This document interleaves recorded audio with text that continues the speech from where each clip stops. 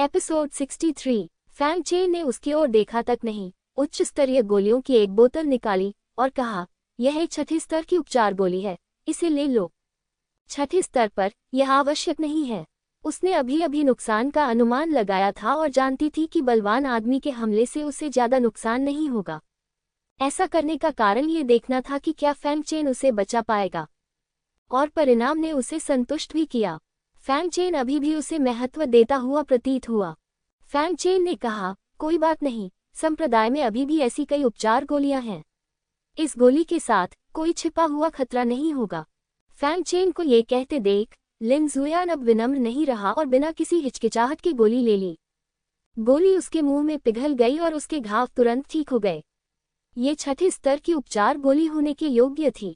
गोली की बोतल में अभी भी 1 दर्जन से ज्यादा गोलियां थीं। लिन जुयान उन्हें फेंग चेन को वापस करना चाहता था, लेकिन उसने अपना सिर हिलाकर मना कर दिया। इसे छोड़ो, आप इसका उपयोग जिउझोउ सम्मेलन में कर सकते हैं, उन्होंने कहा। हाँ, लिन जुयान ने देर नहीं की और गोली स्वीकार कर ली। वह कुछ और कहना चाहती थी, लेकिन फैंग चेन ने उसे बीच में ही रोक दिया। ये बात करने की जगह नहीं है, चलो पहले जानवरों को वश में करने वाले संप्रदाय में वापस चलते हैं, फैंग चेन ने कहा। ठीक है। दोनों पशुपालन संप्रदाय में वापस लौट आए और अतिथि कक्ष में आ गए। ऐसा लग रहा था कि लुओ हुआ को पता था कि मेहमान आ रहे हैं, और वह व्यक्तिगत रूप से फैंग चेन और लिन जुयान के लिए चाय बनाने आया था। फैंग चेन ने हाथ हिलाकर कहा, वह चला गया। लिन जुयान ने लुओ हुआ और अन्य लोगों को देखा और कहा, यह अफवाह है कि जानवरों को वश में करने वाले संप्रदाय के सभी लोगों को आपने मार डाला था, लेकिन अब ऐसा लगता है कि यह सच नहीं है। फैंग चेन ने कहा, इतने बड़े पशु वशीकरण संप्रदाय को हमेशा साफ सफाई और प्रबंधन के लिए किसी की जरूरत होती है। मुझे भिक्षुओं पर भरोसा नहीं है, इसलिए मैं नश्वर लोगों को पीछे छोड़ देता हूँ। लिन जुयान ने सिर हिलाया। फैंग चेन ने उसकी ओर देखा और कहा, तुम पहले से ज्यादा नहीं बदली हो, लेकिन तुम ज्यादा ठंडी लगती हो। यदि तियानेयू दिव्य संप्रदाय के लोगों ने फैंग चेन की बातें सुनी, तो वे निश्चित रूप से इसका खंडन करेंगे। इसे ठंड कहते हैं, ये पहले से कहीं बेहतर है। सप्ताह के दिनों में लिन जुयान एक बर्फ की मूर्ति की तरह है। ऐसा लगता है जैसे आप 3 फीट दूर होने पर बर्फ और बर्फ की दुनिया में हैं। हालांकि लिन जुयान अभी भी उदासीन है, उसकी अभिव्यक्ति बहुत नर्म है। वास्तव में, लिन जुयान ने सिर हिलाया और कहा, मेरी साधना ऐसी ही है और मैं इसे बदल नहीं सकता। फैंग चेन ने अविश्वास में सिर हिलाया और फिर कहा, वैसे मैंने कुछ दिन पहले मिंग्याओ को देखा था। मिंग्याओ? लिन जुयान थोड़ा चौंका और फैंग चेन को देखा, फिर वह। फैंग चेन ने कड़वाहट से मुस्कुराते हुए कहा, वह मिंग परिवार के पूर्वज के कब्जे में है, लेकिन अच्छी खबर यह है कि मिंग्याओ मर नहीं गई है, लेकिन गहरी नींद में सो गई है, और अभी भी उम्मीद है। ये सुनकर लिन जुयान ने राहत की सांस ली। जब तक मिंग्याओ जीवित है। जब लिन जुयान को पता चला कि मिंग्याओ पर भूत सवार होगा, तो वह भी बेहद चिंतित हो गई। आखिरकार मिंग्याओ उसकी एकमात्र दोस्त है, और वह हमेशा उसे अपना अंतिम रिश्तेदार मानती है, इसलिए स्वाभाविक रूप से वह नहीं चाहती कि कुछ भी हो। जहां तक फैंग चेन का सवाल है, उसका सबसे वफादार दोस्त फैंग चेन है, और उसके दिल में उसका महत्व स्वयं स्पष्ट है। बेशक फैंग चेन को पता नहीं था, लिन जुयान ने फैंग चेन को बताने की योजना नहीं बनाई थी। तुम मिंग्याओ को बचाने की क्या योजना बना रहे हो? क्या मैं तुम्हारी कुछ मदद कर सकती हूँ? उसने पूछा। फैंग चेन ने अपना सिर हिलाया और कहा, फिलहाल नहीं। वैसे तुम मुझसे क्या बात करना चाहते हो? लिन जुयान अचानक उसके पास आया, और यह पारिवारिक मामलों के बारे में बातचीत करने के लिए नहीं होना चाहिए। लिन जुयान ने कहा, मैं आपको ये बताने आया हूँ कि निंग तियानचेन और सु वानर भी लुओ तियानियो आए थे, और कुछ दिन पहले मुख्य बल छोड़कर गायब हो गए। अगर मेरा अनुमान सही है, तो मुझे डर है कि वह आपको नुकसान पहुंचाएगा। निंग तियानचेन? फैंग चेन ने अपनी आंखें सिकोड़ लीं। यह कोई आश्चर्य की बात नहीं थी। अगर दूसरी पार्टी उसे जाने देती, तो यह एक समस्या होती। जहां तक सु वान का प्रश्न है, उसे अब कोई परवाह नहीं थी। उन्होंने पूछा, क्या वे पहले से ही जानते हैं कि मैंने लुओ तियानेयू में क्या क्या किया था? लिन जुयान ने एक जटिल अभिव्यक्ति के साथ सिर हिलाया और कहा, 7 शिखर स्वामी जितनी जल्दी हो सके यहाँ आए और हमें आपके बारे में सब कुछ बताया। मुझे उम्मीद नहीं थी कि आप लुओ तियानियो में आने के बाद से पूरी दुनिया में प्रसिद्ध हो गए हैं। अब 9 लोकों में हर कोई आपका नाम जानता है। फैंग चेन को नहीं लगा कि इसमें कुछ भी गलत है, वहाँ और अधिक है। लिन जुयान ने फिर कहा, इस बार यहाँ आने का मेरा एक और उद्देश्य है। संप्रदाय गुरु ने मुझे आपको बताने के लिए कहा था। वह टोंगटियन की सहमति से बाहर आने में सक्षम थी, अन्यथा वह अकेले बीस्टमास्टर संप्रदाय में नहीं आती। फैंग चेन ने अपना सिर हिलाया। मुझे पता है कि वह क्या कहने वाला है, लेकिन मैं पीछे नहीं हट सकता। लिन जुयान को आश्चर्य नहीं हुआ और वह नहीं चाहती थी कि फैंग चेन वापस जाए। मैं समझती हूँ, मैं संप्रदाय के गुरु को बताऊंगी। इसके बाद दोनों पक्ष पुनः चुप हो गए। अंत में लिन जुयान ने कहा, मैंने वह कह दिया है जो मुझे कहना चाहिए था, इसलिए मैं पहले वापस जाऊंगा। इसके बाद वह उठकर जाने वाली थी। चूंकि तुम यहाँ हो, इसलिए अभी मत जाओ, फैंग चेन ने कहा। लिन जुयान का शरीर कांप उठा। फैंग चेन को देखकर पूछा, मत जाओ। फैंग चेन ने सिर हिलाया और कहा, इस बीस्टमास्टर संप्रदाय के पास कुछ संसाधन है जिनका मैं उपयोग नहीं कर सकता, जो आपके अनूठे तरीके से अभ्यास करने के लिए उपयुक्त है। और यहाँ की आध्यात्मिक ऊर्जा बाहरी दुनिया की तुलना में बहुत समृद्ध है, जो केवल त्यानिक्स्यू संत संप्रदाय और जेहुओ शेनशान के बाद दूसरे स्थान पर है। अभ्यास करने के लिए यहाँ रहना बेहतर है, और जब जिउझोउ सम्मेलन शुरू होने वाला होगा तो जाने में बहुत देर नहीं होगी। लिन जुयान ने एक बार अपनी जान की बाजी लगाकर उसकी रक्षा की थी, ताकि फैंग चेन कंजूस न हो। लिन जुयान झिझकी। फैंग चेन ने कहा, इतना विनम्र मत बनो। हम एक दूसरे से परिचित हैं और हमारे बीच जीवन मरण का रिश्ता है। विनम्र होने की कोई आवश्यकता नहीं है। लिन जुयान ने फैंग चेन को गहराई से देखा और बिना किसी हिचकिचाहट के सिर हिलाया। इस मामले में मैं विनम्र नहीं रहूंगा। फैंग चेन मुस्कुराया और कहा, ये सही है। फिर फैंग चेन ने लिन जुयान के लिए सेंट मेडेन हॉल में रहने की व्यवस्था की।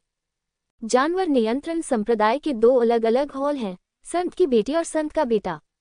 यहाँ आध्यात्मिक ऊर्जा भी बहुत समृद्ध है, जो साधना के लिए बहुत उपयुक्त है। फिर फैंग चेन ने उसके लिए उपयुक्त सभी संसाधन निकाल लिए।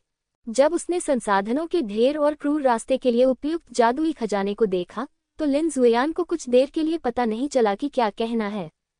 क्या ये बहुत ज्यादा नहीं है? उसने कहा।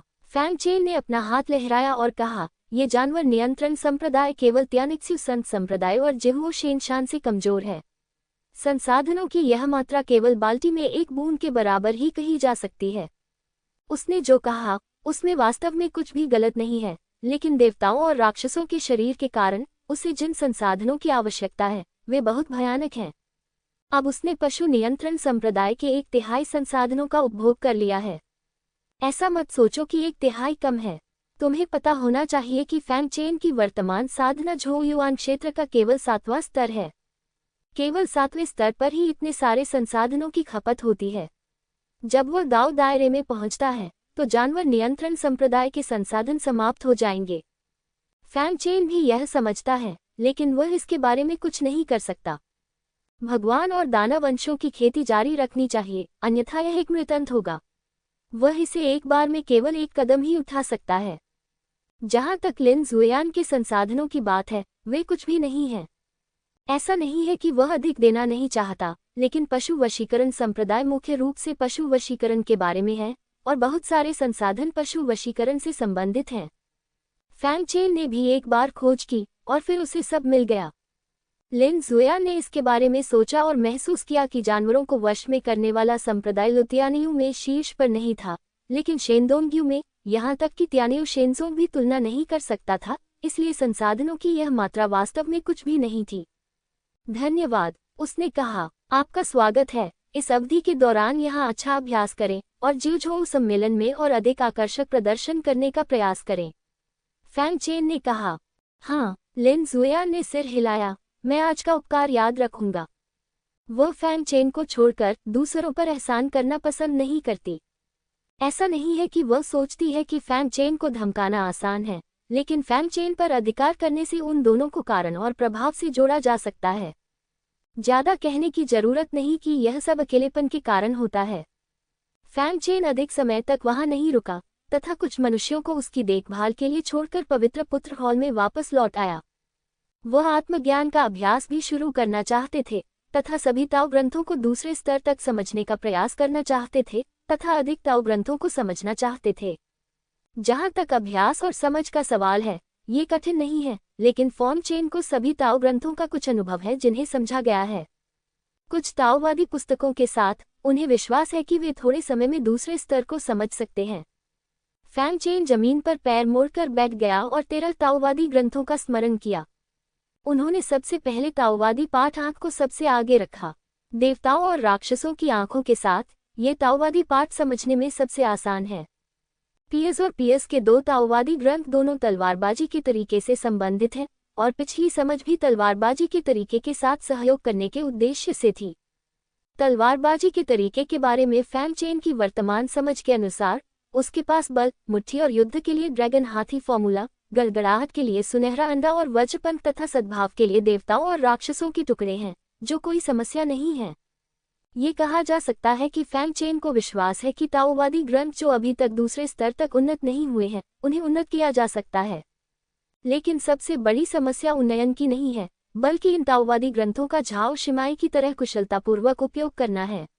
अभी इन सब बातों पर ध्यान न दें और सबसे पहले सभी डाओवन को लेवल 2 तक अपग्रेड करें। शायद जब 10 डाओवन लेवल 2 पर पहुंच जाएंगे तो हम जान जाएंगे कि उनका उपयोग कैसे करना है।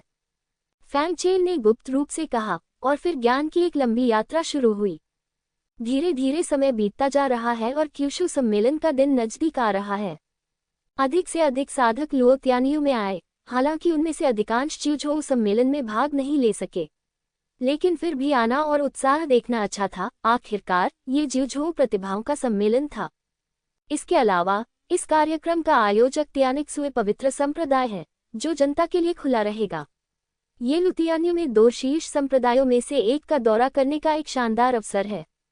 जल्द ही 1.5 महीना बीत गया और क्यूशू सम्मेलन तक केवल 5 दिन शेष हैं। पवित्र युवती महल में लिन जुएयान बिस्तर पर पैर मोड़कर बैठी थी। कमरा पूरी तरह से जम गया था। टकराना, जैसे ही उसके चारों ओर की ठंडी हवा बाहर निकली, उसकी साधना का स्तर तुरंत आसमान छू गया और वह झोंग युआन क्षेत्र के 6ठे स्तर से 7वें स्तर तक पहुंच गई। उसी समय उसके पीछे प्रेम शब्द से एक शानदार प्रकाश निकला और एक प्रकाश चक्र धीरे धीरे घूमने लगा। प्रेम शब्द दाओवन स्तर 2 तक सफलता। थोड़ी देर बाद जब लिन जुयान की सांसें धीरे धीरे शांत हो गईं, तो उसने धीरे से अपनी आंखें खोलीं। अंततः एक सफलता मिली। वास्तव में उसे 6ठे स्तर को पार करने में केवल 2 महीने लगे। 2 महीने में एक छोटे से क्षेत्र को पार करना लुओतियानेयू में भी एक राक्षसी अस्तित्व है। लेकिन लिन जुएयान के लिए यह थोड़ा धीमा था। उसे डर था कि वह फैंग चेन को पकड़ नहीं पाएगी और उससे पीछे रह जाएगी। इस तरह वह फैंग चेन से और अधिक दूर होती जाएगी और हो सकता है कि वह उसे फिर कभी न देख पाए। यह उसका दबाव है, लेकिन ये लब दाओ पाठ के लिए दूसरे स्तर तक पहुंचने का अवसर भी है। ये समय के बारे में है। उसने अपना हाथ हिलाया और उसके चारों ओर की बर्फ तुरंत पिघल गई।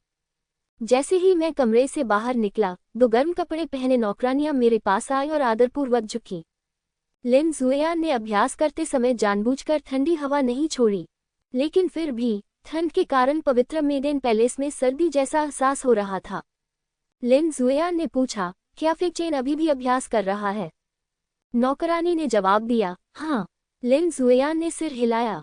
अब समय आ गया था कि वह वापस जाकर सब कुछ इकट्ठा कर ले, लेकिन ऐसा लग रहा था कि वह अब फैंग चेन को अलविदा नहीं कह सकती थी। जैसे ही वह दोनों नौकरानियों से कुछ कहने वाला था, उसने दूर से आध्यात्मिक ऊर्जा के हिलने की आवाज सुनी। फिर दाओ लग फैंग चेन के पवित्र पुत्र महल में भंवर की तरह इकट्ठा हुआ और एक भंवर में बदल गया।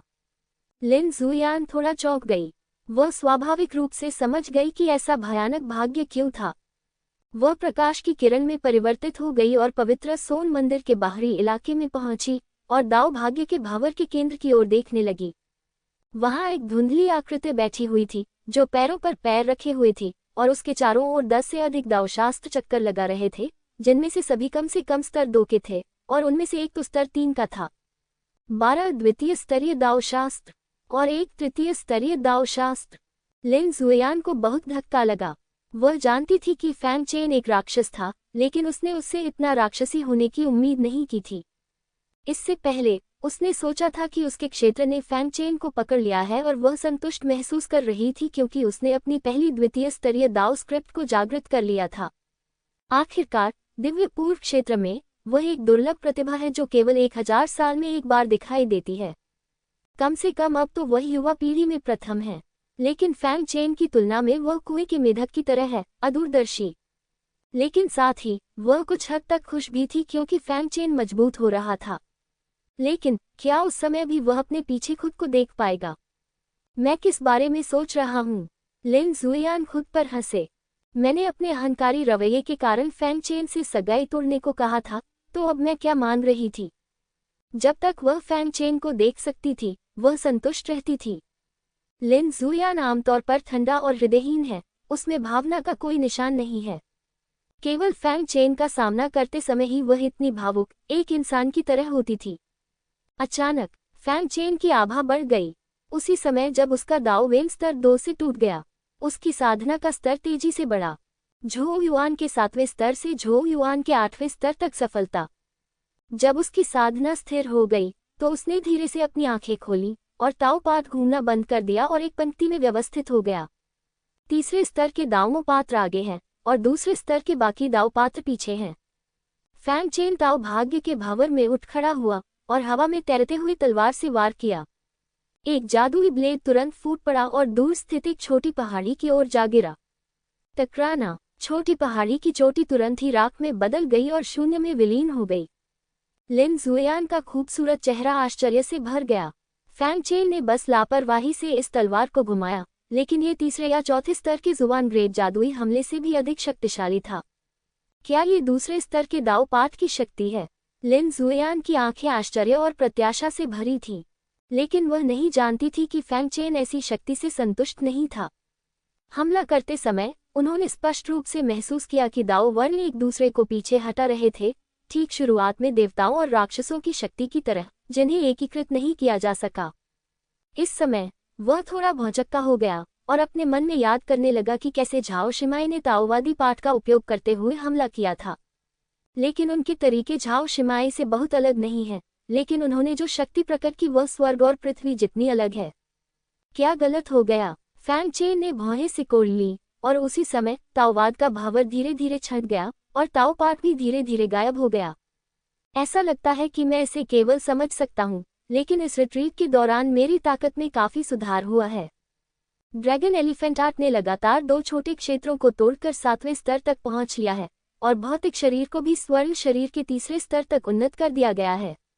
अब मेरे भौतिक शरीर में 160,000 डिंगली की ताकत है, जो कि साधारण स्वर्ण शरीर क्षेत्र की तुलना में बहुत अधिक मजबूत है। उसका भौतिक क्षेत्र इतनी जल्दी बेहतर होने का कारण वास्तव में ये था कि वह बीस्ट मास्टर संप्रदाय के अधिकांश संसाधनों पर निर्भर था। पशु वशीकरण संप्रदाय में कई राक्षस साधना संसाधन हैं और इनमें से अधिकांश संसाधन भौतिक शरीर से संबंधित हैं। ये संसाधन राक्षसों को भी दिए जा सकते हैं और साधकों को भी। इसलिए फैंग चेन ने बिना किसी हिचकिचाहट के अपने कुछ संसाधनों का उपयोग किया और गोल्डन बॉडी के तीसरे स्तर तक अपग्रेड किया। यद्यपि देव और दानव अंश अभी भी तीसरे स्तर पर हैं, वे छोटी सफलता के क्षेत्र के शिखर पर पहुंच गए हैं और प्रमुख सफलता के क्षेत्र से केवल एक कदम दूर हैं। प्रकाश देव नेत्र ने भी तलवार देवता के रक्त की 50 बूंदें अवशोषित करने के बाद दूसरे वलय में प्रवेश किया। इसकी जन्मजात जादुई शक्ति आत्मा दानव नेत्र से कम नहीं है और यह सभी बुरी आत्माओं को नियंत्रित कर सकती है। इसके अलावा उन्होंने तियानदाओ दिव्य अस्थि को तलवार भगवान के रक्त की 50 बूंदें दी ताकि उसकी समझ में काफी सुधार हो सके। यही कारण है कि फैंग चेन कम समय में ही अपनी साधना तकनीक को कुछ हद तक सुधारने में सक्षम हो गया। हालांकि यह थोड़ा बहुत भी है, लेकिन सभी दाओ वेन को दूसरे स्तर तक जागृत करने के लिए इसके बारे में कुछ भी नहीं किया जा सकता है। दिव्य येन यान कला और थंडर हेवन कला दोनों पूर्णता के प्रथम स्तर पर पहुंच गए हैं और मैंने बचने का एक तरीका भी खोज लिया है, जिसे मेरे जीवन को बचाने का एक अतिरिक्त साधन माना जा सकता है। फैंग चेन अपनी बच निकलने की तकनीक से बहुत संतुष्ट था। पीछे हटने से पहले की तुलना में उसकी ताकत में सुधार होकर उच्च स्तर तक पहुंच गई है, लेकिन वह समझते हैं कि अपनी मौजूदा ताकत के साथ प्रथम स्थान हासिल करना अभी भी कठिन है। 9 लोग विशाल और प्रतिभाओं से भरे हुए हैं। ऐसे कई प्रतिभाशाली लोग हैं जो उनसे अधिक शक्तिशाली हैं और यह उनके लिए अहंकारी होने का समय नहीं है। लिन जुएयान फैंग चेन के पास आए और कहा, बधाई हो। फैंग चेन ने लिन जुएयान को देखा और कहा, तुम भी टूट गए। लिन जुएयान ने सिर हिलाया, हाँ, मैंने एक छोटे से क्षेत्र को तोड़ दिया और दूसरे स्तर के दाव पाठ को जागृत किया। फैंग चेन ने सिर हिलाया। ये बुरा नहीं है। अपनी वर्तमान ताकत के साथ आप इस जिउझोउ सम्मेलन में शीर्ष 3 में जगह बनाने में सक्षम हो सकते हैं, लिन जुएयान ने कहा। फैंग चेन ने अपना सिर हिलाया और दृढ़ता से कहा, शीर्ष 3 पर्याप्त नहीं है, मैं प्रथम बनना चाहता हूँ। पहले लिन जुएयान हैरान थी। क्यों? वह फैंग चेन को जानती थी। फैंग चेन ऐसा व्यक्ति नहीं था जिसे प्रथम बनने के लिए प्रयास करना पड़े। फैंग चेन ने कुछ भी नहीं छिपाया और लिन जुएयान को मेंग परिवार के पूर्वज के बारे में बताया। लिन जुएयान को अचानक एहसास हुआ, तो ये बात है। फैंग चेन ने कहा, इस बार जिउझोउ सम्मेलन में कई नायक एकत्र हुए हैं। पहला स्थान जीतना बेहद मुश्किल होगा। उन्होंने दृढ़ निश्चय के साथ आसमान की ओर देखा, लेकिन चाहे कुछ भी हो, मैं प्रथम स्थान जीतूंगा। लिन जुएयान ने फैंग चेन को गहराई से देखा और सिर हिलाया। मुझे विश्वास है कि आप ये कर सकते हैं। लिन जुएयान का प्रोत्साहन सुनकर फैंग चेन मुस्कुराया और कहा, मैं ये करूंगा। फैंग चेन की कोमल मुस्कान को देखकर लिन जुएयान भी मंद मंद मुस्कुराया। फैंग चेन ने लिन जुएयान के आश्चर्यजनक सुंदर चेहरे को देखा और कहा, आपको अधिक बार मुस्कुराना चाहिए। आप बहुत सुंदर हैं। जब लिन जुएयान ने फैंग चेन की बातें सुनी तो उसका चेहरा अचानक थोड़ा लाल हो गया। सौभाग्य से वह डुकिंग के मार्ग का अभ्यास कर रही थी और उसका शर्मीलापन तुरंत गायब हो गया, लेकिन वह अभी भी थोड़ा घबराई हुई थी। एक क्षण बाद उसने कहा, मैं जा रही हूँ। फैंग चेन ने सिर हिलाया। ठीक है, जिउझोउ सम्मेलन जल्द ही आ रहा है और आपको वापस जाना चाहिए। इस मामले में हम जिउझोउ सम्मेलन में मिलेंगे, लेकिन बेहतर होगा कि आप मुझे नमस्ते न कहें। आखिरकार अब मेरे बहुत सारे दुश्मन हो सकते हैं। लिन जुएयान ने सिर हिलाया। चिंता मत करो, मुझे पता है। वह जानती थी कि अगर वह खतरे में होगी तो फैंग चेन उसे बचाने के लिए जरूर आएगा। फैंग चेन के लिए परेशानी पैदा न करने के लिए दोनों पक्षों के लिए ये सबसे अच्छा विकल्प है कि वे एक दूसरे को न जानने का नाटक करें। हालांकि अगर फैंग चेन खतरे में है तो वह उसे बचाने में संकोच नहीं करेगी। भले ही उसे पता हो कि उसकी ताकत पर्याप्त नहीं है, फिर भी वह ऐसा करेगी। फैंग चेन ने लिन जुएयान को संप्रदाय से बाहर भेज दिया और उसके बहुत दूर चले जाने पर वहां से चला गया। लिन जुएयान त्यानियू दिव्य संप्रदाय के गढ़ की ओर भाग गया। सैकड़ों मील भागने के बाद एक व्यक्ति अचानक उसके सामने आ गया। लिन जुएयान को ये देखकर आश्चर्य नहीं हुआ। वह अपनी सामान्य शीतलता में लौट आए और उस आदमी के पास आए, उसे सलाम किया और कहा, मास्टर। जो व्यक्ति आया था उसका नाम तोंगटिन था। उसने पूछा, क्या बात है? लिन जुएयान अकेले नहीं आया था, बल्कि तोंगटिन उसके साथ था। लेकिन जब वे लगभग पशु वशीकरण संप्रदाय के पास पहुंचे तो तोंगटिन नहीं गया, बल्कि उसका इंतजार करने लगा। लिन जुएयान ने कुछ नहीं कहा, बस अपना सिर हिला दिया। हाय! तोंगटिन आश्चर्यचकित नहीं था और लिन जुएयान को आने देना सिर्फ एक कोशिश थी। लेकिन उसे थोड़ा अफसोस हुआ। अगर फैंग चेन वापस लौटने को तैयार है तो वह निश्चित रूप से इस जिउझोउ सम्मेलन में चमक जाएगा। भले ही वह प्रथम स्थान नहीं जीत सके, लेकिन कम से कम वह शीर्ष 20 में तो आ ही सकते हैं। यह एक अच्छा परिणाम था जो उसके त्यानियू दिव्य संप्रदाय को पहले कभी नहीं मिला था। सबसे अच्छा परिणाम केवल शीर्ष 100 में था। भूल जाओ, शायद यही भाग्य है। उसने हल्की सी आह भरी और लिन जुएयान को त्यानियू दिव्य संप्रदाय के गढ़ में ले गया। पशु वशीकरण संप्रदाय में फैंग चेन की पुनः दानव पूर्वज से मुलाकात हुई। महाराज, मुझे डर है कि इस बार आपको आना पड़ेगा, फैंग चेन ने कहा। यदि दानव पूर्वज उसके साथ नहीं जाता तो बहुत संभावना है कि वह जिउझोउ सम्मेलन में भाग भी नहीं ले पाता। दानव पूर्वज एक क्षण के लिए चुप हो गया, मानो वह कुछ सोच रहा हो। काफी देर बाद उसने कहा, भूल जाओ, मैं काफी देर से सो रहा हूँ। मैं भी तुम्हारे साथ मौज मस्ती में शामिल होने के लिए बाहर चलूंगा। धन्यवाद मेरे प्रभु। फैंग चेन ने धन्यवाद में अपने हाथ झुकाए। लेकिन चूंकि हम जा रहे हैं, इसलिए हमें युद्ध में दूसरों से हारना नहीं चाहिए, दानव पूर्वज ने फिर कहा। फैंग चेन चौंका और असमंजस में पड़कर पूछा, गुरुजी का क्या मतलब है? दानव पूर्वज ने उदासीनता से कहा, जब हम त्यानिक्सुए पवित्र संप्रदाय में जाएंगे तो आप देख सकते हैं कि मैं इसकी व्यवस्था कैसे करता हूँ। हालांकि फैंग चेन हैरान था, उसने ज्यादा कुछ नहीं कहा और सिर हिला दिया। जिउझोउ सम्मेलन शुरू होने में अभी 3 दिन बाकी हैं, लेकिन आज लोग लगातार त्यानिक्सुए पवित्र संप्रदाय की ओर भाग रहे हैं। हालांकि त्यानिक्सुए पवित्र संप्रदाय जिउझोउ सम्मेलन की तैयारी कर रहा है और फिलहाल खुला नहीं है। लेकिन त्यानेक्स्यू पवित्र संप्रदाय ने सीधे संप्रदाय के तहत समृद्ध शहर जुचेन को खाली कर दिया और इसे अस्थायी निवास के रूप में विभिन्न ताकतों को दे दिया। अब इसमें कोई भी नश्वर नहीं है, ये सभी कृषक हैं। भले ही आपकी ताकत जन्मजात न हो, आपको शहर में प्रवेश की अनुमति नहीं है जब तक कि आप स्तर 3 से ऊपर के बल पर न हों। और यदि आप शहर में प्रवेश के लिए आवश्यक मानक को पूरा भी कर लेते हैं तो भी कुछ स्थान ऐसे हैं जहां आप सिर्फ इसलिए नहीं जा सकते क्योंकि आप जाना चाहते हैं। स्तर 3 बल केवल परिधि में ही रह सकते हैं, स्तर 2 बल आंतरिक वृत्त में तथा स्तर 1 बल मुख्य क्षेत्र में रह सकते हैं। लेकिन यदि आप स्वतंत्रतापूर्वक घूमते हैं तो कोई प्रतिबंध नहीं है। लेकिन अगर कोई अंदर परेशानी पैदा करने की हिम्मत करता है तो त्यानेक्स्यू पवित्र संप्रदाय कार्रवाई करने में संकोच नहीं करेगा। चाहे आप कोई भी हो, या तो आपको सीधे मार दिया जाएगा या शहर से बाहर निकाल दिया जाएगा। लुओ त्यानेयू 9 राज्यों में सबसे मजबूत है और त्यानेक्स्यू संत संप्रदाय स्वाभाविक रूप से 9 राज्यों में सबसे मजबूत ताकत है। ये कहा जा सकता है कि वे किसी से डरते नहीं हैं और उपद्रवियों को कोई चेहरा नहीं देंगे। हलचल भरी सड़कों पर एक साधारण सा दिखने वाला युवक सड़क पर चल रहा था। इस जगह जहां नायक इकट्ठा होते हैं वह चमकदार नहीं है और कोई भी उसे नोटिस नहीं करता है, लेकिन वह इसकी परवाह नहीं करता बल्कि शहर के बीचों बीच टहलता रहता है। ये व्यक्ति फैंग चेन है। प्रतिभावान लोग एक साथ इकट्ठा होते हैं। वह स्वाभाविक रूप से यह अवसर नहीं खोना चाहता कि वह देख सके कि वहां कितने अच्छे खजाने हैं। आखिरकार उसकी खेती के लिए संसाधन कम होते जा रहे हैं और उसे सफलता के लिए भी तैयारी करनी है। लेकिन उन्हें निराशा हुई कि यहाँ पर मूलतः युद्ध के लिए आवश्यक वस्तुएं या उपचारात्मक गोलियां बेची जाती हैं। खेती के लिए खजाने बहुत कम हैं और यदि ये भी तो वे फैंग चेन के लिए बहुत उपयोगी नहीं हैं। टहलने के बाद फैंग चेन ने असहाय भाव से अपना सिर हिलाया। यहाँ उसे कुछ भी नहीं चाहिए। मैं तुमसे कह रहा हूँ, तुम क्या कर रहे हो? अगर तुम फिर से मेरा पीछा करोगे तो मुझे असभ्य होने का दोष मत देना। अचानक कुछ ही दूरी पर एक जानी पहचानी आवाज सुनाई दी। फैंग चेन चौंका और ऊपर देखने लगा। मैंने देखा कि एक युवा लड़की अपने हाथों को कमर पर रखे अपने पीछे खड़े 7-8 युवकों को गुस्से से घूर रही थी, मानो वह इसे बर्दाश्त नहीं कर पाएगी।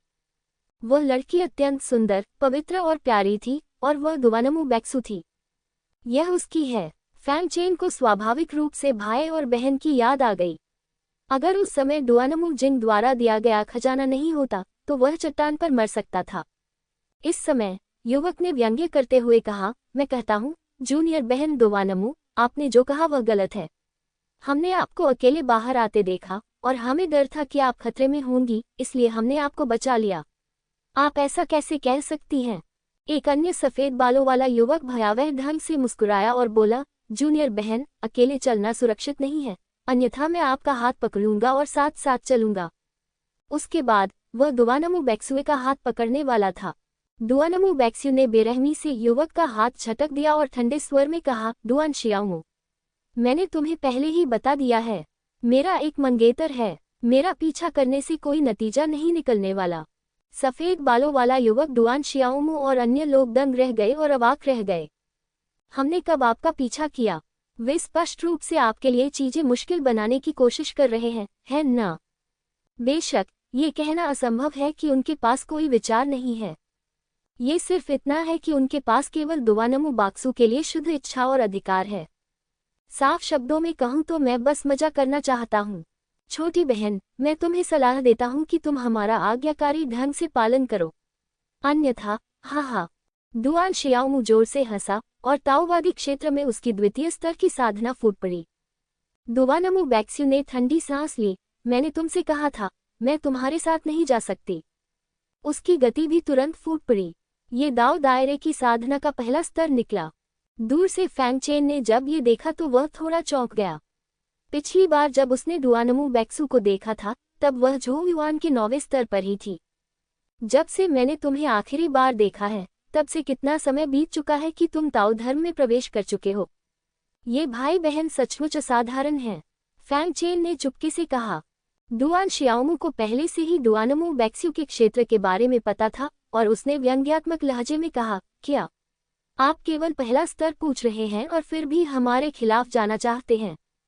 अगले ही क्षण उसके आसपास के कई लोगों के साधना स्तर में विस्फोट हो गया। वे सभी भिक्षु हैं जो प्रश्न पूछने के पहले या दूसरे स्तर पर पहुंच चुके हैं। बहुत सारे लोग हैं और वे अभी भी यह विश्वास नहीं कर पा रहे हैं कि वे दुआनमू बैक्सुए को नहीं जीत सकते। लेकिन दुआनमू बैक्सु डरी नहीं और ठंडे स्वर में बोली, क्या तुम मुझे जबरदस्ती ले जाना चाहते हो? क्या तुम नहीं समझते कि जबरदस्ती लाए गए खरबूजे मीठे नहीं होते? दुआन शियाओमू और अन्य लोग अवाक रह गए।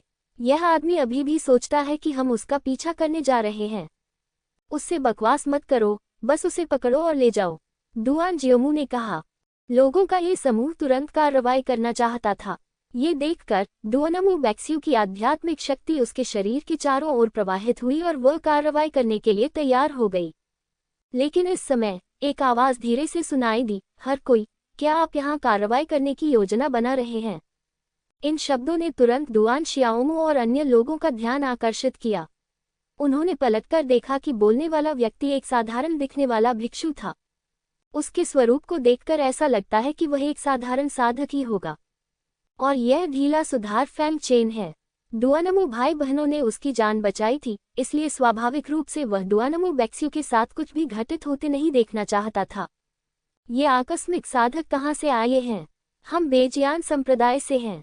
हम संप्रदाय के निजी मामलों को देखते हैं। यदि आप मरना नहीं चाहते तो यहाँ से चले जाइए, दुआन जियोमू चिल्लाया। आह, फैंग चेन ने व्यंग्य करते हुए कहा, यदि आपको अपने जीवन की परवाह नहीं है तो बस यही प्रयास करें। मैं देखना चाहता हूं कि कौन अधिक शक्तिशाली है, आपका बेजियान संप्रदाय या त्यानिक्स्यू संघ संप्रदाय। जैसे ही ये शब्द निकले, दुआन जियाओमू और अन्य लोग तुरंत कांप उठे। भले ही उत्तरी तलवार संप्रदाय से उनमें से 100 भी हों, वे निश्चित रूप से त्यानिक्स्यू पवित्र संप्रदाय के मुकाबले नहीं होंगे। इस तरह के प्रभावशाली तरीके से क्या दूसरा पक्ष त्यानिक्स्यू पवित्र संप्रदाय का शिष्य हो सकता है? दुआन शियाओमू ने फैंग चेन को घबराहट से देखा और पूछा, क्या आप त्यानिक्स्यू पवित्र संप्रदाय के शिष्य हैं? नहीं, फैंग चेन ने बहुत स्पष्ट रूप से कहा। इस उदार दृष्टि को देखकर दुआन शियाओमू और अन्य लोग वहीं अचंभित रह गए तथा एक क्षण के लिए उन्हें थोड़ा असमंजस सा महसूस हुआ। आप त्यानिक्स्यू पवित्र संप्रदाय से बाहर क्यों नहीं चले गए? दुआन जियाओमू ने गुस्से से कहा। उसे ऐसा लग रहा था जैसे उसके साथ धोखा हो रहा है। फैंग चेन ने अभी भी व्यंग्य किया, हालांकि मैं त्यानिक्स्यू पवित्र संप्रदाय का शिष्य नहीं हूँ, फिर भी मैं त्यानिक्स्यू पवित्र संप्रदाय के शिष्यों को आप सभी को पकड़ने दे सकता हूँ। दुआन जियाओमू और अन्य लोगों के हाव भाव थोड़े बदल गए। क्या ऐसा हो सकता है कि मेरे सामने वाला व्यक्ति त्यानिक्स्यू पवित्र संप्रदाय से संबंधित हो? लेकिन फैंग चेन के कपटों को देखकर मुझे नहीं लगता कि उसका शीर्ष संप्रदाय से कोई लेना देना है। दुआन जियाओमू को अचानक लगा कि फैंग चेन झूठ बोल रहा है। हे, क्या तुम्हें लगता है कि मैं तुम पर विश्वास करूंगा? उसने व्यंग्यात्मक लहजे में कहा। विश्वास नहीं करते? फैंग चेन के मुंह के कोने थोड़े ऊपर उठे। तो फिर चलो एक नजर डालते हैं। अगले ही पल वह अचानक चिल्लाया, इधर आओ, कोई यहाँ उत्पात मचा रहा है। ये ध्वनि आध्यात्मिक शक्ति से भरी हुई थी और ध्वनि इतनी तेज थी कि वो तुरंत 10 मील दूर तक फैल गई। दुआन शियाओमू और अन्य लोग पहले तो अचंभित रह गए। क्या आपने जो कहा उससे त्यानिक्स्यू पवित्र संप्रदाय के शिष्य मुझे पकड़ सकते हैं? लेकिन फिर वे घबराने लगे। त्यानिक्स्यू पवित्र संप्रदाय ने ये निर्धारित किया है कि आपको शहर में परेशानी पैदा करने की अनुमति नहीं है, अन्यथा आपको सीधे शहर से निष्कासित कर दिया जाएगा, चाहे आप किसी भी बल से संबंधित हों। फैंग चेन की आवाज ने तुरंत कई लोगों का ध्यान आकर्षित किया और जल्द ही त्यानिक्स्यू पवित्र संप्रदाय से कानून प्रवर्तन शिष्य वहां आ पहुंचे और फैंग चेन और अन्य लोगों को भौहें सिकोड़कर देखने लगे। क्या हुआ? कानून लागू करने वाला शिष्य एक युवा व्यक्ति था जिसकी तीखी भौहें और चमकीली आंखें थीं। उसने भौहें सिकोड़कर ठंडे स्वर में पूछा। फैंग चेन ने दुआन शियाओमू और अन्य लोगों की ओर इशारा करते हुए कहा। उनकी दिलचस्पी बढ़ गई और वे एक कमजोर लड़की पर हमला करना चाहते थे। युवक ने दुआन जियाओमू और अन्य लोगों की ओर देखा। दुआन शियाओमू और अन्य लोग तुरंत घबरा गए और जल्दी से समझाया, नहीं, हम एक ही संप्रदाय से हैं, हम अपनी छोटी बहन के लिए कैसे नुकसानदेह हो सकते हैं? बात सिर्फ इतनी है कि मेरे संप्रदाय की छोटी बहन शरारती है और हमारे साथ वापस नहीं जाना चाहती है, इसलिए हम उसे जबरदस्ती वापस ले जाना चाहते हैं। धमाका! लेकिन जैसे ही उसने बोलना समाप्त किया, उसने देखा कि दुआनमू बैक्स्यू जमीन पर बैठी है। उसका सुंदर और शुद्ध चेहरा शिकायतों से भरा हुआ है। वह रो पड़ी और उस युवक से बोली, ये बड़े भाई, मैं भी इनके ही कुल से हूँ। फैंग चेन एक पल के लिए स्तब्ध रह गया, थोड़ा उलझन में भी। युवक भी थोड़ा हैरान हुआ, क्या ये सचमुच गलतफहमी थी? डुआन शियाओमू ने राहत की सांस ली और मन ही मन उपहास करते हुए कहा, तुम्हें सच पता है?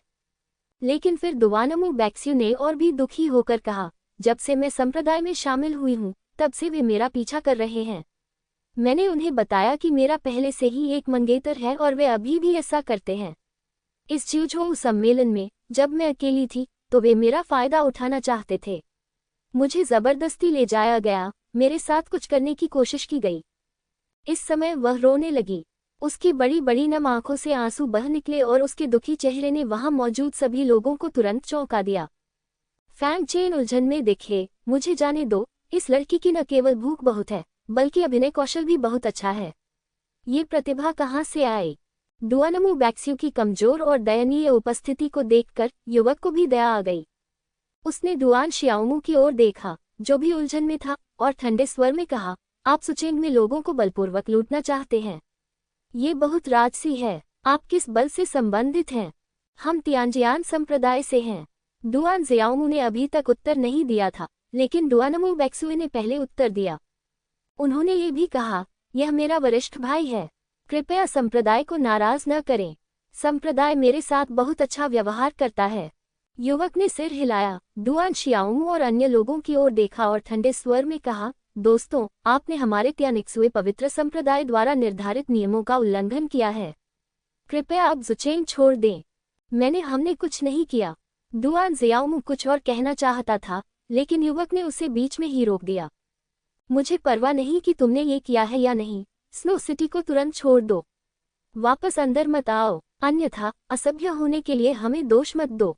बातचीत करते समय त्यानिक्स्यू पवित्र संप्रदाय के अन्य कानून प्रवर्तन शिष्य आगे बढ़े और स्पष्ट रूप से डुआन शियाओमू और अन्य को घेर लिया। ये देखकर डुआन शियाओमू का चेहरा बहुत ही बदसूरत हो गया। उसने डुआनमू बैक्सू और फैंग चेन को गुस्से से देखा और कहा, मेरे लिए इसे याद रखना। उसके बाद कई लोग शहर के बाहर की ओर चले गए। उनमें त्यानिक्स्यू पवित्र संप्रदाय के लोगों का सामना करने का साहस नहीं था। स्वाभाविक रूप से युवक डुआन शियाओमू और अन्य लोगों को जाते हुए देखना चाहता था और उनका पीछा करना चाहता था। जब डुआनमू बैक्सुए ने ये देखा तो उसकी दुख भरी नजर तुरंत गायब हो गई। वह उठ खड़ी हुई और लापरवाही से अपने आप को झाड़ने लगी, जैसे अभी कुछ हुआ ही न हो। मेरे साथ लड़ो, छोटे लड़के, डुआनमू बैक्सुए ने बहुत गर्व महसूस करते हुए गुनगुनाया। इस समय उसने देखा कि फैंग चेन उसकी ओर देख रहा है और तुरंत सतर्कता से बोली, तुम क्या कर रहे हो? मेरा एक मंगेतर है। फैंग चेन अवाक रह गया। हम सभी जानते हैं कि आपकी मंगेतर है। क्या आप विषय बदल सकते हैं? हालांकि डुआनमू बैक्स्यू ने तुरंत मुस्कुराते हुए कहा, लेकिन मुझे अभी भी आपको धन्यवाद देना है। क्या मैं आपको रात के खाने पर आमंत्रित करूं? फैंग चेन ने उसे संदेह से देखा और पूछा, क्या तुम अमीर हो? डुआनमू बैक्स्यू शर्मा गई, उसके पास पैसा कैसे हो सकता है? संप्रदाय में शामिल होने वाले लिंगशी ने पहले ही उससे भोजन खरीदने के लिए कहा था। फैंग चेन ने जब ये देखा तो उसे आश्चर्य नहीं हुआ। भाई बहन को नहीं पता था कि क्या हुआ। वे स्पष्ट रूप से बहुत सक्षम थे, लेकिन जब भी वह उन्हें देखता तो वे बहुत गरीब दिखते थे। इसे भूल जाओ, मैं तुम्हें इसका स्वाद चखाऊंगा, उन्होंने कहा। डुआनमू बैक्स्यू तुरंत खुश हो गई। ठीक है, तो फिर मामला सुलझ गया। फैंग चेन ने सोचा कि डुआनमू बैक्स्यू उसे एक रेस्तरां में ले जाएगा, लेकिन जब वे एक गली में मुड़े और एक स्टॉल पर रुके तो वह थोड़ा हैरान हुआ। ये स्टॉल आध्यात्मिक नूडल्स बेचता है और यद्यपि उनमें लिंग शब्द है, फिर भी वे बहुत सस्ते में बेचे जाते हैं। आप नश्वर धन या आध्यात्मिक पत्थरों का उपयोग कर सकते हैं। जहां तक आध्यात्मिक पत्थरों की बात है तो कोई भी व्यक्ति 20 कटोरे का उपभोग कर सकता है। फैंग चेन ने आश्चर्य से डुआनमू बैक्स्यू को देखा। उसने शुरू में सोचा था कि दूसरा पक्ष उसे धोखा देगा, लेकिन उसने यह उम्मीद नहीं की थी कि वह उसे आध्यात्मिक नूडल्स खाने के लिए लाएगा। डुआनमू बैक्स्यू ने मुस्कुराते हुए कहा, हालांकि यह आध्यात्मिक नूडल्स रेस्तरां दूरदराज में है, ये स्वादिष्ट और पेट भरने वाला है। सबसे महत्वपूर्ण बात यह है कि यह महंगा नहीं है। यदि आप मुझे दावत देना चाहते हैं तो मैं 1, 2, 3, 4, 5, 6 या 80 कटोरे खा लूंगा। इतना ही काफी है। फैंग चेन मुस्कुराया, सिर हिलाया और कहा, ठीक है, आप जितना चाहें उतना खा सकते हैं। डुआनमू बैक्स्यू की आंखें चमक उठी और उसने कहा, तुमने ये कहा। मैं विनम्र नहीं रहूंगी।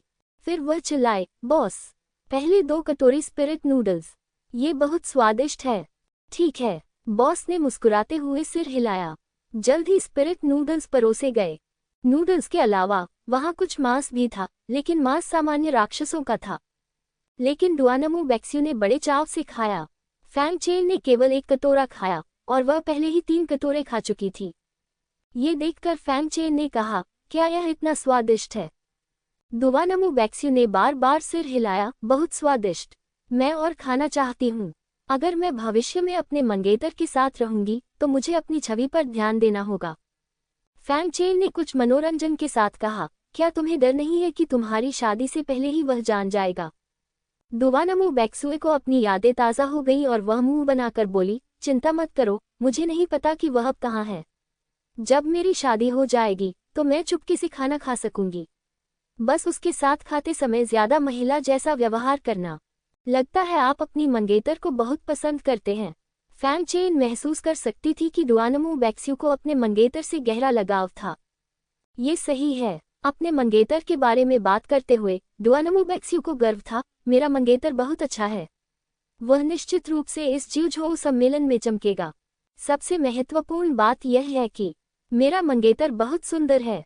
ये बोलते हुए डुआनमू बेक्स्यू की आंखें प्रशंसा से चमक उठीं। फैंग चेन को आश्चर्य नहीं हुआ। ये भाई बहन बहुत खास थे। उनका सम्मान पाना वाकई असाधारण बात थी। बस इतना है कि इस जिउझोउ सम्मेलन में उनके सामने एक और मजबूत प्रतिद्वंद्वी है। दबाव वाकई बहुत बड़ा है। बेक्सू, तुम यहाँ क्यों हो? अचानक एक आवाज सुनाई दी। डुआनमू बेक्स्यू और फैंग चेन ने देखा कि डुआनमू जिंग गली के प्रवेश द्वार पर दिखाई दे रही थी। भाई, तुम यहाँ क्यों हो? डुआनमू बेक्स्यू ने आश्चर्य से डुआनमू जिंग को देखा। फैंग चेन भी थोड़ा हैरान हुआ। डुआनमू जिंग ने कहा, मेरे पास अभी एक ज्योतिषी आया था और मैंने अनुमान लगाया कि भाई फैंग पास में ही है, इसलिए मैं ये देखने के लिए आया था कि क्या मैं उसे ढूंढ सकता हूँ। मुझे उम्मीद नहीं थी कि तुम भी यहाँ होगे। फैंग चेन, डुआनमू बेक्स्यू की आंखें चमक उठी, कहा।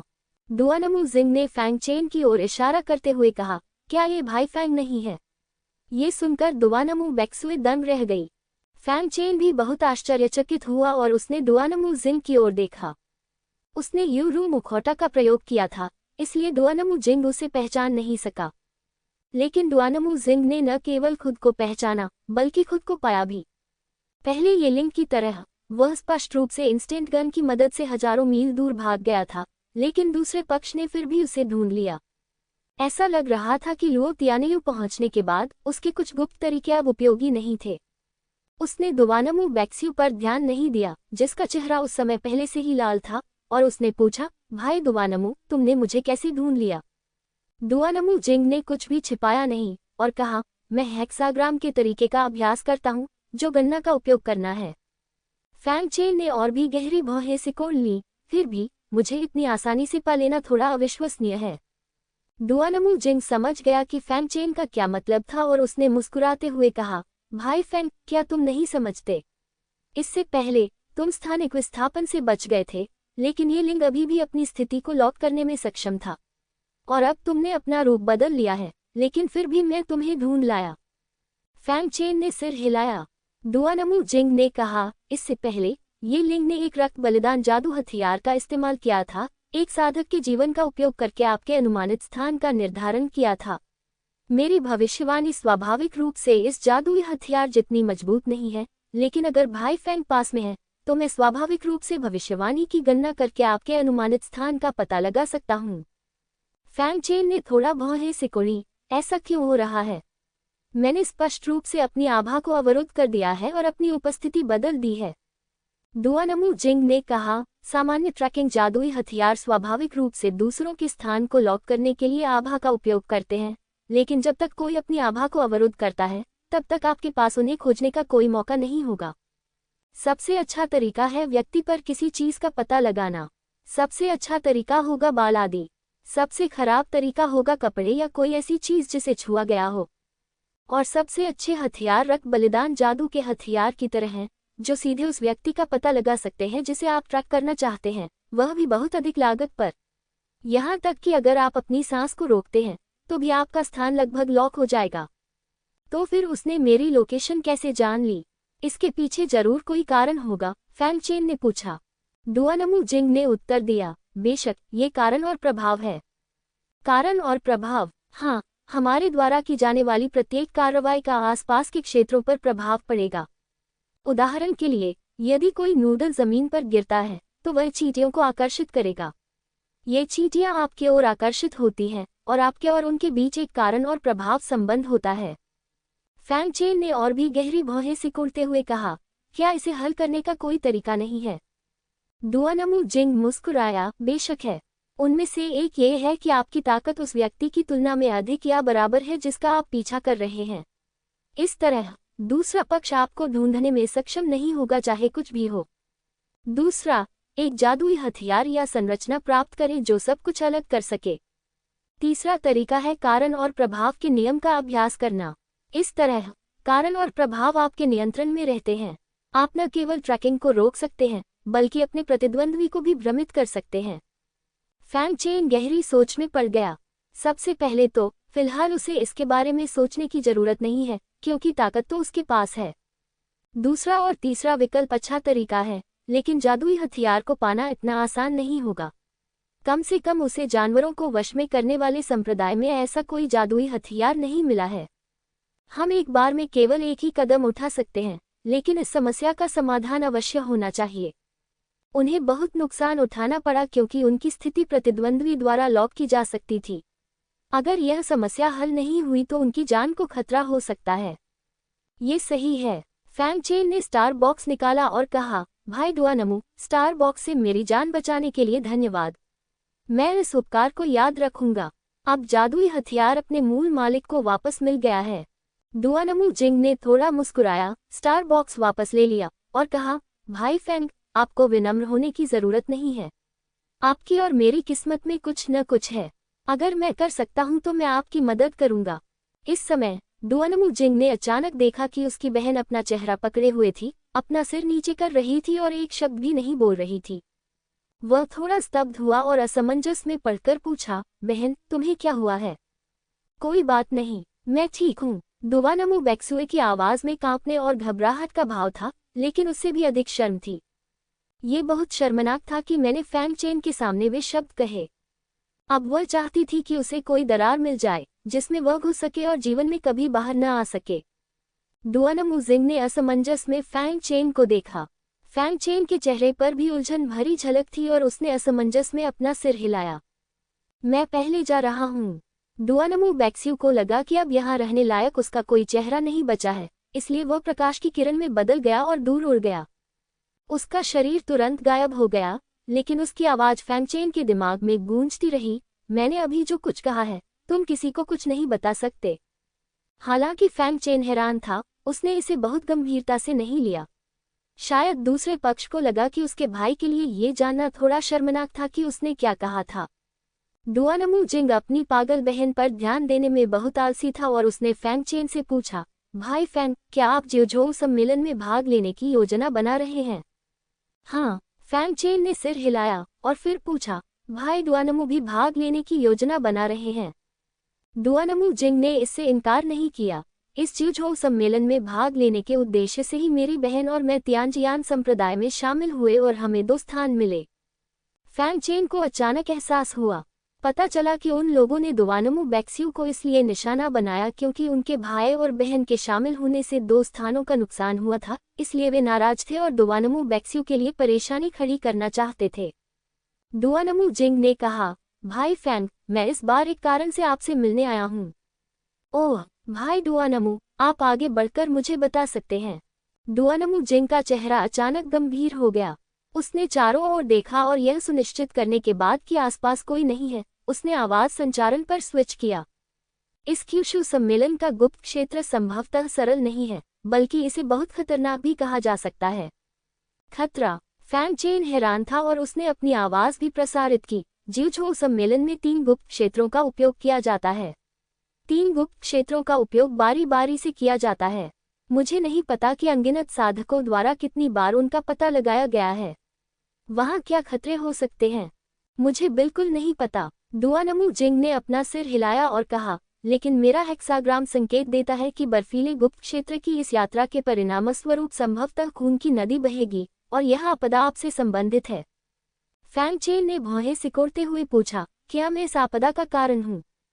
डुआनमू जिंग ने अपना सिर हिलाया, मुझे नहीं पता, मैं इसका पता नहीं लगा सकता। हो सकता है कि तुम इस विपत्ति का अंत हो, या इसका कारण, आदि, या यहाँ तक कि तुम्हारी मृत्यु भी हो। फैंग चेन समझ गया कि डुआनमू जिंग का क्या मतलब था। भाई डुआनमू चाहता है कि मैं इस जिउजोऊ सम्मेलन में भाग न लूं। नहीं, डुआनमू जिंग ने अपना सिर हिलाया और कहा, मुझे वास्तव में चिंता है कि आप भाग नहीं लेंगे। आखिरकार, आप इस आपदा में मुख्य कारक हैं। शायद आप ही एकमात्र व्यक्ति हैं जो इसे समाप्त कर सकते हैं। मैंने आपको इसलिए बताया ताकि आप तैयार रहें। फैंग चेन ने सिर हिलाया, मैं समझ गया। उसने फिर से डुआनमू जिंग की ओर देखा और पूछा, दाओयू डुआनमू, मैं जानना चाहता हूं कि तुम कहां से हो। उन्होंने महसूस किया कि डुआनमू बैक्सुए और डुआनमू जिंग दोनों असाधारण थे, इसलिए वह उत्सुक थे। डुआनमू जिंग ने थोड़ा मुस्कुराते हुए कहा, छिपाने के लिए कुछ भी नहीं है। हम एक उच्च क्षेत्र, तियानेक्सिंग क्षेत्र से आते हैं। तियानेक्सिंग क्षेत्र, ये पहली बार था जब फैंग चेन ने तियानझोऊ के 9 क्षेत्रों के बाहर के राज्यों के बारे में सुना। लेकिन ये भी सामान्य है, लुतियान क्षेत्र 9 क्षेत्रों में सर्वोच्च राज्य है। ऊपर जाने के लिए कोई सीढ़ी जैसी कोई चीज नहीं होती। अगर आप ऊपर जाना चाहते हैं, तो ये सब आपकी अपनी ताकत पर निर्भर करता है। इससे तियानझोऊ के 9 क्षेत्रों और उच्च क्षेत्रों के बीच अंतराल पैदा हो गया और इसी कारण से उन्हें तियानझोऊ के 9 क्षेत्र कहा जाता है। क्या तुम अकेले यहाँ आए हो?